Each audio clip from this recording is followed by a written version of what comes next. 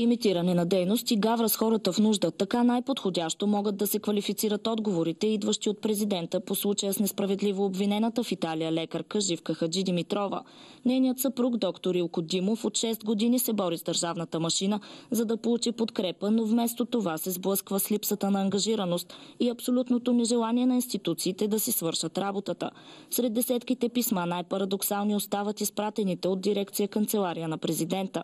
Изненадващо, тези дни пристигна поредното писмо оттам, като единствената разлика с другите отговори на молбите за помощ на доктор Димов е, че този път фигурира и името на съпругата му, но за сметка на това не са успели да впишат пълния му адрес за кореспонденция.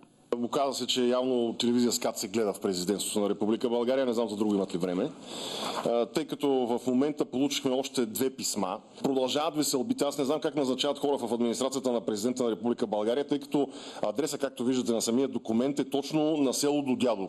Процесът срещу доктор Хаджидимитрова се води от 6 години. Единственото, което и консулският отдел на България направи, е да сътвори една некадърно написана дипломатическа нота и от всякъде продължават да се гаврят с нас, коментира още доктор Димов. Писмата от президентството са показателни за липсата на желание чиновниците да се ангажират с проблемите на обикновените българи, които се нуждаят от защита и подкрепа. Президента на Република България в момента излиза и пред кого ли не говори за конституционни права, защита на български граждани, защита на кого ли не, ще сменим системата. Системата не може да се смени.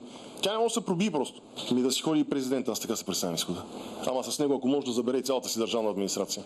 Хора, които не са в състояние да формулират пощенски адрес на един български гражданин, според вас за къде са? Защото според мен са за много далеч. И ако премиерът в оставка Бойко Борисов беше посъветвал неотдавна българите да си ходят по селата и да съдят картофи, то според доктор Димов и чиновниците трябва да ги последват, тъй като очевидно компетенциите им се изчерпват с това.